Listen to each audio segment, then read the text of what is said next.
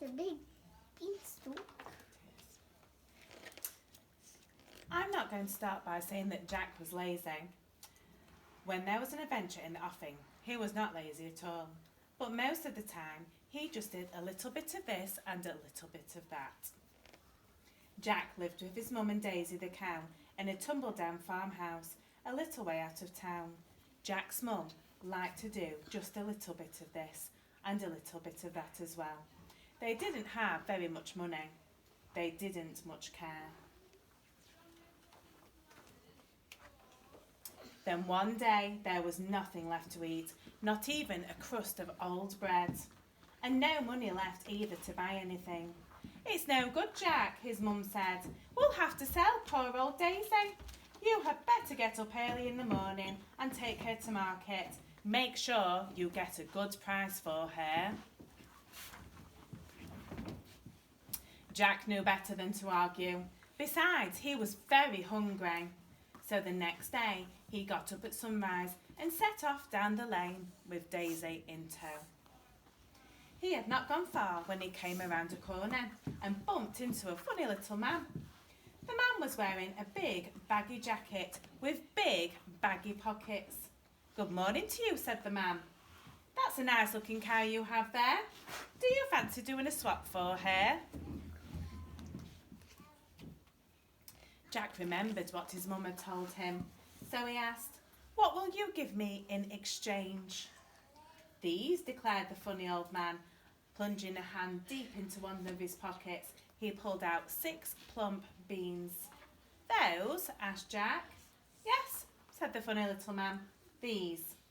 Don't think these are just ordinary beans. Oh no, these are magic beans.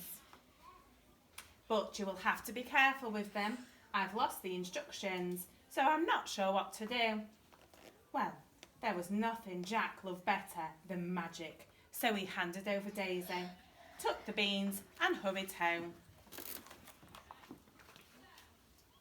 As soon as he reached the back door, Jack burst into the kitchen and proudly threw the beans down on the table.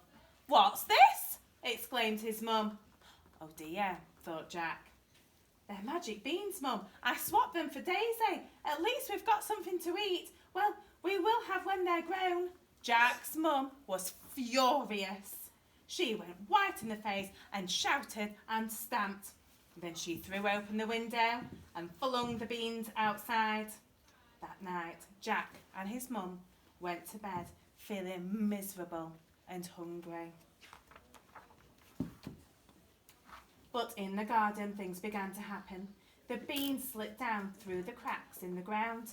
Their roots wriggled deep into the earth and shoots pushed upwards.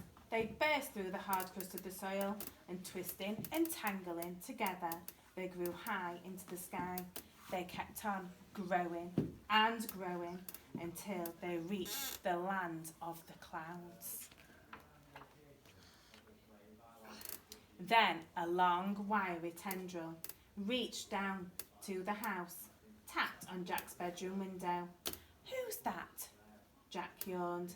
He saw strange shadows in the moonlit window, and not sure whether this was a dream or a real adventure, he padded across the room and drew back his curtains. There, bending and swaying in the moonlight, was the most enormous beanstalk he had ever seen. "I wonder where the top of it goes to," Jack said to himself. There was only one way to find out. Without stopping to think twice, he clambered out on the windowsill and started to climb. Soon the house was just a tiny dot far below. Still, he made his way upwards.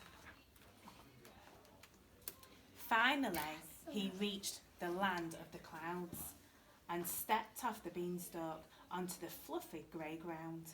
In the distance, he could see a huge castle. Jack walked straight up to it and knocked on the door. He heard the clank of keys being turned, the rumble of bars being slid back, and the rattle of chains being unfastened. Then at last, the huge door creaked open a crack, and he saw a little old woman peering at him by the light of a candle. "You can't come in," she whispered. "He'll be back soon. Go away." "Please," Jack begged. "I'm a stranger here and I'm starving hungry. Can't I just pop in quickly for something to eat?" The woman looked at him more closely and saw that he was a nice-looking lad with a ready smile. "Very well, you can come in for a minute," she said, "but don't let him catch sight of you."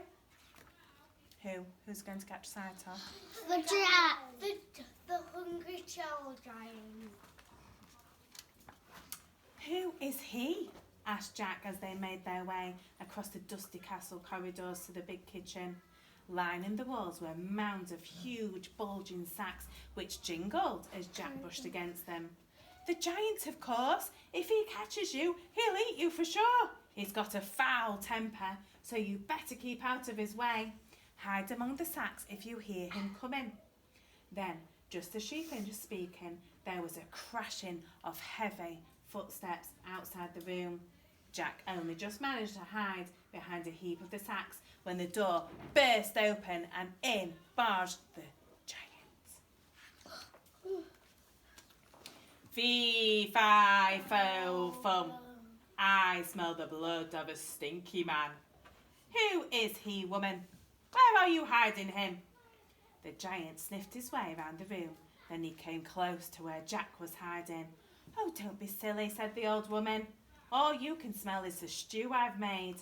I was trying a bowl of it to make sure it was good enough for you. Would you like some?" Soon the giant had slipped his way through an enormous bowl of stew.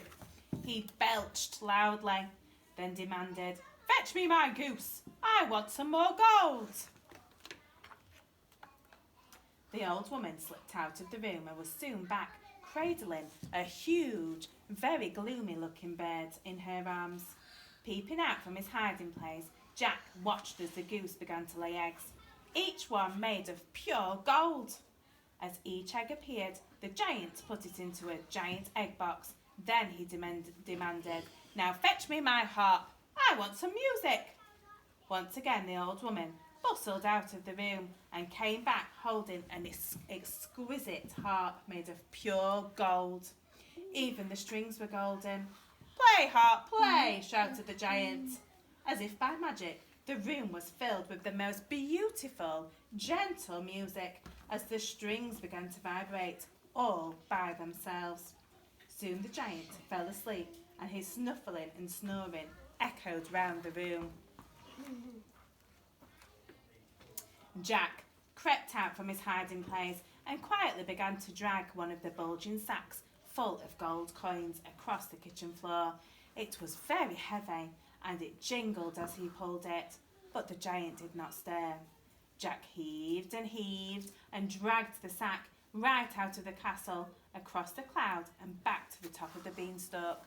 The sack was too heavy for him to carry any further, so he left it there and slid down quietly. When he reached home, Jack found his mum staring up at the beanstalk and scratching her head. "Rope!" cried Jack. As he sprang to the ground, he ran off to the shed and came back a few moments later with giant coils wrapped around him. Then he set off back up the beanstalk. At the top of the beanstalk, Jack tied one end of the rope to the stem and the other to the sack of gold. Then he started to lower the sack.